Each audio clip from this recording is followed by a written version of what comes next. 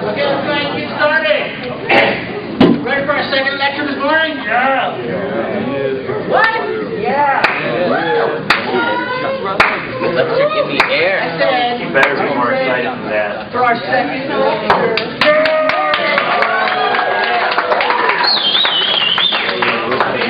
Debating paperlessly, Mr. Colin, Quinn, Amy Hammer, and Amy Schade. Right. Paperless debate.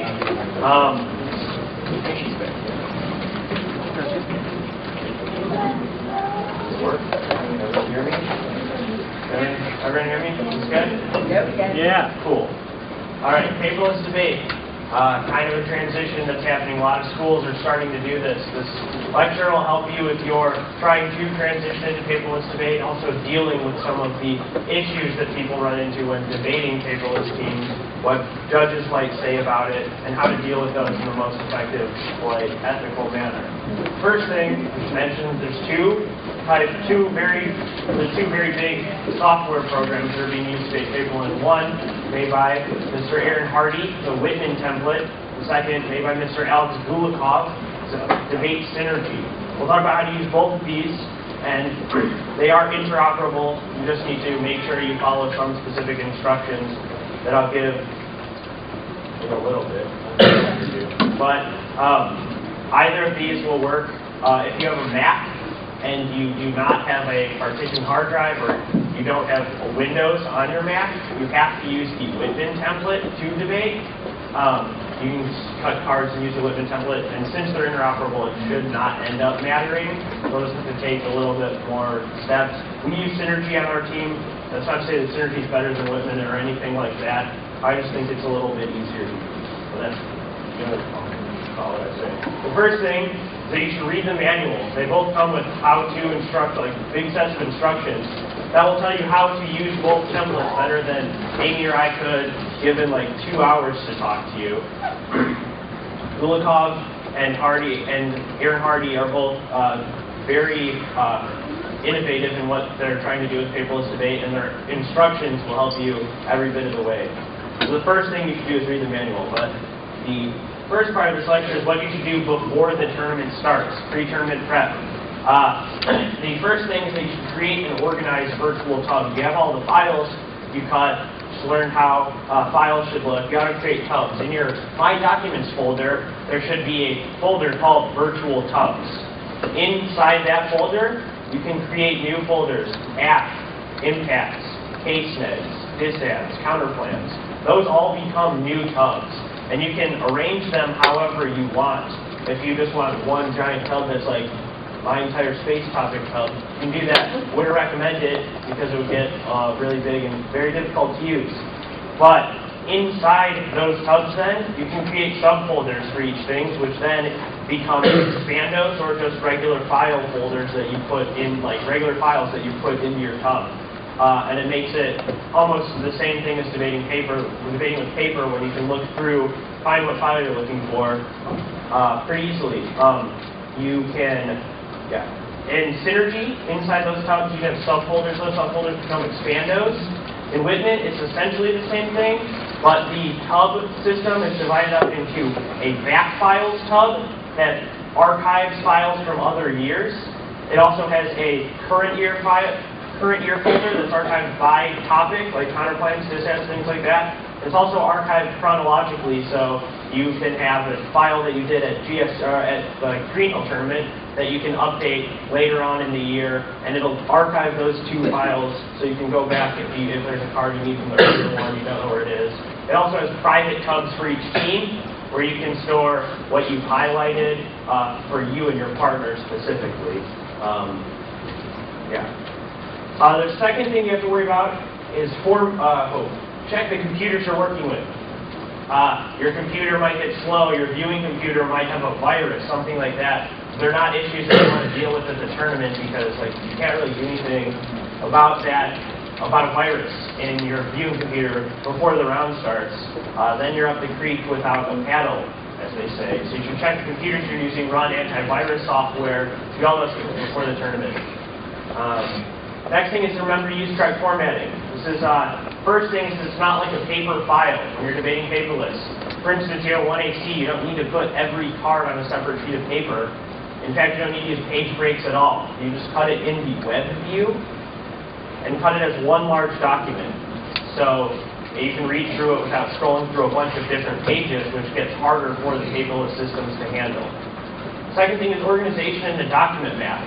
You should make sure that your files are organized correctly, because when you get into files that are larger than 50 pages, it becomes very difficult to find things using the document map on the side that if the file is not organized correctly. So you should make sure it's organized to something that your entire team can agree on, not just yourself, because you have cut the file and you know where everything is. The third thing is you should use the shortcuts from cutting files to remember to use the formatting. In Synergy, there is a cite and a tag macro, a button that you can push that starts the tag format, starts the cite format. You need to use both of those if you want to have Synergy be interoperable with Whitman, so the two can be used together. Otherwise, they won't be interoperable, and it will cause a bunch of problems when you try and get files that you cut in Synergy to the Whitman template on somebody else's computer. But if you just make sure before the tournament to take a few extra steps to do this, it should be fine. The next thing is highlighting your files. You should do that. It's generally what you should do if you have paper files too, but you can highlight files and save them before tournaments, so you can save all of your highlighting in certain places. Something you should make sure to do before the tournament, because when you're prepping before each round, you don't want to waste all of that time highlighting. And the last thing is check for software updates. I'm not like a super tech-savvy guy, but it's my understanding that Mr. Gulikov and Mr. Hardy update these programs a lot. You should check for software upgrades, new versions of the files, or of the software. So if anything easier happens, updated, make something easier, you can have that before the tournament, and it'll make your life a lot better. For the round, there's a couple things about pre-round setup. Paperless Debate has a lot of things that you need in the room that can get confusing, hard to carry. It also takes a lot of time to set up. And if you just sit down and prep right away, judges are going to get pretty upset with you when the round's supposed to start, and you're like, hold on, I got to set up my viewing computer, my stand, and get these books out of my backpack, and like do a bunch of stuff. It's going to take a while, delay the round, and it's not going to make you look very credible as a debater. So before the round, the first thing you get into the room, you should set up your viewing computer, open that up, make sure that all the files from the last round are closed, so it's running smoothly. You should get all of your flash drives together. Another thing that's a pet peeve of mine, and I know a lot of judges, is when you finish prepping a speech and then you're like, I need to flash this, hold on. We root around in my backpack that's full of like McDonald's wrappers and stuff for like 30 minutes so I can find a flash drive.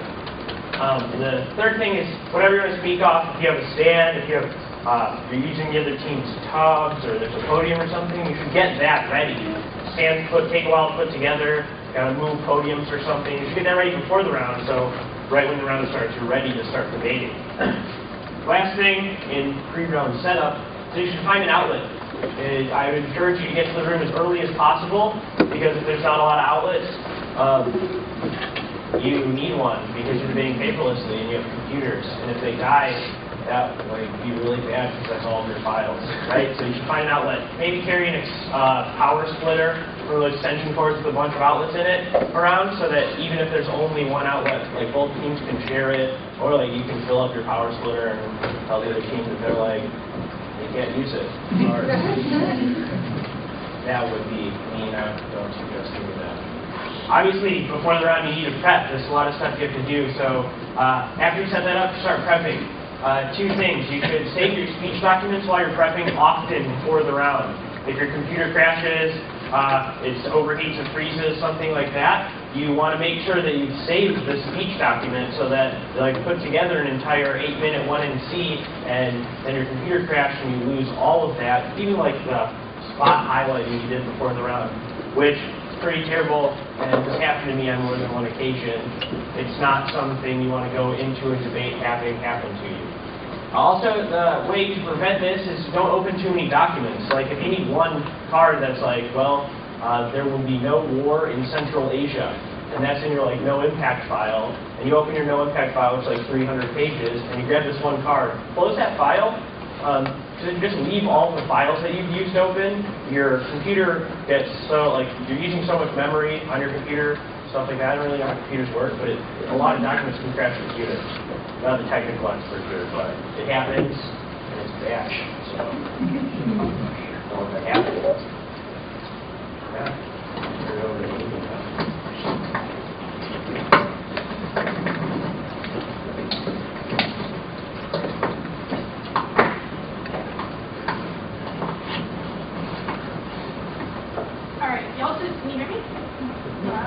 Y'all just tell me that it starts making that noise again, because I can't hear it, it's really annoying to you all. So let me know. Okay, so Colin talked about before the tournament, before the round. I'm going to talk about pretty extensively during, while you're debating, and during the debate while your other team is speaking as well. Alright, so for prepping before the debate, or sorry, during the debate, like during your prep time, something like that, I'll talk about how to use the template, the pull functions, the synergy, and what about flowing. So I'm going to go with it. Alright, so here I have opened the politics file, the pre-camp file. I don't know if y'all have them yet, but you will eventually. So the first thing I want to talk about is the document map. Colin mentioned this when he was talking, but a lot of people don't know about this. It's pretty essential for paperless debate. There's not a way really I can imagine prepping without one, because yes, we have things like the table of contents, which is not we have a table of contents here, but this is not exactly the most usable, because you have to scroll through it, and then you're like, oh, I need to go to page 15 for this file, and then I go down, and it's very cumbersome, lots of prep time. So the thing that is in every single Word document, regardless of whether or not you have paperless software, the document map, you can find it by going to View, and then Document Map right here. And what the document map does is simply... In some versions of Word, it's called a navigation pane, and I think that might be what it's called in the Mac. So if that was confusing you because you don't have not seen document map in your version of Word, it's called a navigation pane. Yeah, that's a good point.